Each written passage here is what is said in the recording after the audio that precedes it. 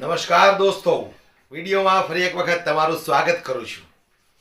વિડીયોની શરૂઆત કરતા પહેલા મારે આજે મારા તમામ દોસ્તોને જરા કહેવું છે કે ભાઈ વિડીયો પસંદ આવે તો લાઈક શેર જરૂર કરતા રહેજો.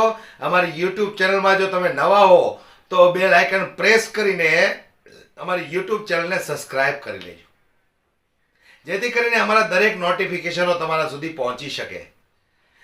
જે રીતે રાહુલ ગાંધીને જાનથી મારી નાખવાની ધમકી મળી રહી છે, ત્યાર પછી એફઆઈઆર કરવામાં આવી છે, તો વિચાર કરો તમે. દેશના વડાપ્રધાન નરેન્દ્રભાઈ મોદી એવું જણાવે છે કે ભાઈ જે વ્યક્તિને ધમકી મળી હોય એ જ વ્યક્તિ એફઆઈઆર કરાવે છે. મને આમાં કંઈક ને કંઈક નાટક હોય એવું લાગી રહ્યું છે. વાહ અરે મારા દેશના વડાપ્રધાન, જે લોકો ધમકી આપે છે એ લોકોને પકડવાને બદલે, એના પર કાર્યવાહી કરવાને બદલે વિપક્ષના નેતા પર ટીકા ટિપ્પણી કરવી, આ તમારી આદત રહી છે. ત્યારે જે રીતે રાહુલ ગાંધીને ધમકી મળી છે ત્યાર પછી જનતાની અંદર જે રોષ છે કે ભાઈ રાહુલ ગાંધી એક એવા વ્યક્તિ છે કે જેમણે ભારત જોડો યાત્રા ચાલુ કરીને ત્યાર પછી લાખો લોકોને રાહુલ ગાંધીએ એકબીજા સાથે જોડ્યા છે. ત્યારે ભારતીય જનતા પાર્ટીનું કામ છે હિન્દુ મુસ્લિમ કરાવી અને એકબીજાને અલગ કરવાનું. આવા જનતાનો આક્ષેપ છે. ત્યારે આ વાતને લઈને આ યુવકે ભારતીય જનતા પાર્ટી ઉપર જે પ્રહાર કર્યા છે, સૌપ્રથમ આપણે એ વિડીયો સાંભળવો છે. થોડો સમય કાઢીને સાંભળશો તો તમને પણ ખાસ એવું લાગશે કે ભાઈ ગુજરાતની બહાર જનતા ખૂબ જાગૃત થઈ ગઈ છે. હવે ગુજરાતની અંદર જનતાને જાગૃત થવાની જરૂર છે. જે રીતે યુવકે ખુલાસાઓ કર્યા છે અને ભારતીય જનતા પાર્ટી પર જે આક્ષેપો લગાવ્યા છે, એક वीडियो पर नजर नाखिए दोस्तों. क्या लगता है यहाँ पर रवनीत सिंह बिट्टू ने बयान दिया था आतंकवादी है राहुल गांधी, उसके बावजूद भी यहाँ पर जो पार्टी है वो शांत बैठी. ये देश में देखने वाली चीज़ है कि जिसको आतंकवादी कहा जा रहा है उसके मुंह से मारने काटने की बात नहीं आती, लेकिन जो अपने आप को शांतिवादी समझ रहे हैं उनके मुंह से रोज़ धमकी आ रही है कि इसको जूता मारो, इसको चप्पल मारो, उसका चलो एक किसी की गरिमा गिराने की बात होती तो राहुल गांधी को सदियों से पप्पू कहा गया, ठीक है. यहाँ से कांग्रेस अध्यक्ष ने लेटर लिखा, वहाँ से रिप्लाई आया और बदले में क्या गिनाया गया कि प्रधानमंत्री को भी तो तुमने बहुत कुछ कहा. लेकिन बीजेपी के राष्ट्रीय अध्यक्ष को इतना नहीं पता कि बदतमीजी और धमकी में फ़र्क होता है. राहुल गांधी को धमकी दी गई है और ऐसी धमकियाँ पहले इंदिरा गांधी को भी मिली थी, महात्मा गांधी को भी मिली थी, राजीव गांधी को भी मिली थी. आज भी वही चीज़ दोहराने की कोशिश हो रही है. भाई हो सकता है अभी वो प्रधानमंत्री ना बने, पूरे देश को बांट रखा है और पूरे देश को उलझा रखा है इस झगड़े में कि भाई तुम हिंदू हो तुम मुसलमान हो. अभी भी कोई आदमी आ जाएगा बीच में डिबेट कर छेड़ देगा कि भैया राम राज्य, राम मंदिर और हिंदू मुस्लिम. तो देश को बांटने का जो काम कर रही है वो बीजेपी कर रही है. और आतंकवादी कौन होता है? जो अपने देश में जिस थाली में खाए उसमें छेद करे, उसको आतंकवादी का दर्जा मिलना चाहिए. और इस मामले में अगर नेशनल अवार्ड और रेमन मैग्सेसे अवार्ड मिलने लगे बीजेपी के प्रवक्ताओं को तो सबसे टॉप का मिलेगा. तो ऐसा नहीं है भाई. राहुल गांधी तो शांत स्वभाव के व्यक्ति हैं और भाई देश की नसों को पकड़ रहे हैं. वो ज़मीन के नेता बनने की कोशिश कर रहे हैं, बने भी हैं भारत जोड़ो यात्रा से.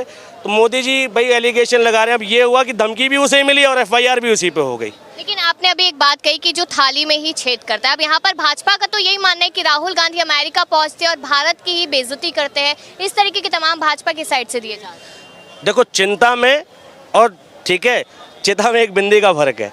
राहुल गांधी विदेशों के पटल पर जो रखते हैं वो चिंता है, वो बुराई नहीं है. राहुल गांधी ने कभी नहीं कहा कि मेरा देश में मैं ये सारी दिक्कतें हैं और इसलिए मेरा देश गड़बड़ है, मेरे देश में ये गलतियां हैं, भारत इतना ख़राब देश है, वैसा देश है. भारत की सरकार को कोसना भारत को कोसना नहीं होता. नरेंद्र मोदी व्यक्ति विशेष पर टिप्पणी करना, देश पर टिप्पणी करना नहीं होता. मोदी मोदी है, देश देश है और देश नरेंद्र मोदी से बहुत बड़ा है. ये बात नरेंद्र मोदी को और भारतीय जनता पार्टी को समझने की ज़रूरत है. भाई हमने वो दौर भी देखा. अगर बात कहोगे कि किसी की मर्यादा गिराने की, मोदी जी को फलाना ढिमकाना क्या क्या नहीं कहा. पता इंदिरा गांधी को क्या कहा गया था? इतना बोलने के बाद उस प्रधानमंत्री ने कभी रोना नहीं रोया कि भाई मेरी गरिमा गिराई गई. लेकिन नरेंद्र मोदी जी को जरा सा कोई कहते दुनिया भर की एफआईआर हो जाती, कार्रवाई हो जाती, बुलडोजर तक चल जाता है. उसके बावजूद वो व्यक्ति कह रहा है कि भाई मेरे बारे में ऐसा कहा जाता है.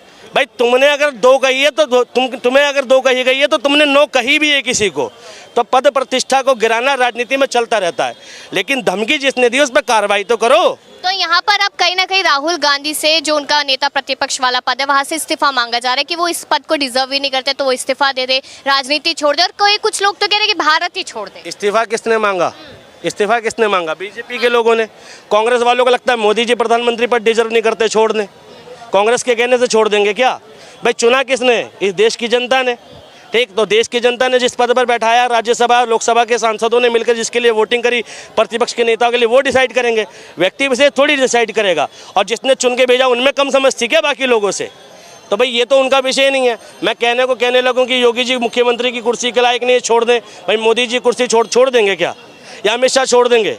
इतने बड़े बड़े कांड हो गए, इतनी बड़ी बड़ी देश में दिक्कतें हो गई, ठीक है, नोटबंदी हो गई, नहीं संभला इनसे देश, छोड़ दी इन्होंने कुर्सी, नहीं थे लायक, नहीं संभाला इन्होंने प्रशासन, और बाद में छाती और ठोकी कि देखो हमसे बेहतर कोई नहीं संभाल सकता था। तो ये देश का दुर्भाग्य है कि तुम गलत भी करोगे और गलत का प्रमोशन भी करोगे कि हमने बेहतर किया है। तो ये बीजेपी में ही हो सकता है और किसी में नहीं। ऐसा क्यों लगता है? ऐसा मानना है कि लोगों का, जनता का, कि राहुल गांधी को बार बार टारगेट किया जा रहा है, भाजपा टारगेट कर रही है। और यहाँ पर राजकुमार भाटी का भी एक बयान आया था कि बीजेपी नेताओं के सपने में राहुल गांधी आते हैं। अब मोदी जी जो है पिछले चुनाव में उनका जो प्रदर्शन रहा उससे हताश हो चुके हैं। अब वो अपने कामों पे ध्यान नहीं देना चाहते, वो विपक्ष की एक्टिविटी पे ध्यान देना चाहते हैं कि किसी भी तरीके से जिस बंदे का कॉन्फिडेंस थोड़ा ठीक हुआ उसको डिमोरलाइज किया जाए और उसका कॉन्फिडेंस लेवल गिराया जाए और वापस से भाई अपनी पुरानी वाली राजनीति खेली जाए। अब वो टाइम गया। मोदी जी तीसरी बार आ तो गए हैं, मगर वही किसी ने एग्जाम्पल दिया था ना कि दो योद्धा में लड़ाई हुई और दोनों का कुछ नहीं बिगड़ा, लेकिन पहला वाला कहता तेरे पजामे का नाड़ा मेरे पास है, तो मोदी जी का नाड़ा राहुल गांधी के पास है। पजामा संभालें कि युद्ध लड़ें, समझ ही नहीं आ रहा कि विपक्ष से बात करें कि किससे बात करें। તો આ રીતે બહારના રાજ્યની અંદર જનતા ઘણી બધી જાગૃત થઈ ગઈ છે. જો જનતા જાગૃત ન થઈ હોત તો 240 સીટ જે આવી છે એ કઈ રીતે આવી હોત? નહીતર બણગા તો ફૂંકતા હતા આ લોકો 400 પ્લસ ના. ગુજરાતમાં તો આપણે સમજીએ કે ભાઈ 25 માંથી 25 મળી ગઈ. એમપીમાં પણ એને ભરપૂર જીત મળી. પણ જે યુપીની અંદર ભારતીય જનતા પાર્ટીને જે કરારો ફટકો પડ્યો છે, અયોધ્યાની અંદર ભારતીય જનતા પાર્ટીને જે કરારો ફટકો પડ્યો છે, એના પરથી સ્પષ્ટ એવું કહી શકાય કે હવે જનતા જાગૃત બનતી જાય છે. પણ કોણ જાણે ગુજરાતની અંદર જનતાને આ બધું મોંઘવારી, બેરોજગારી, બળાત્કાર, આ બધા કિસ્સાઓ જે સામે આવે છે એ કદાચ પોસાતું હશે. એટલે ગુજરાતની જનતાએ 25 માંથી 25 સીટો આપી દીધી. એ ભારતીય જનતા પાર્ટીનો પ્લસ પોઈન્ટ હતો. પરંતુ આવનારા દિવસોમાં જનતાને જાગૃત બનવું પડશે. પણ જે રીતે યુવાને ભારતીય જનતા પાર્ટીની જે ધુલાઈ કરી છે, વિડીયો પસંદ આવ્યો હોય તો લાઈક શેર કરવાનું દોસ્તો ભૂલશો નહીં. નમસ્કાર.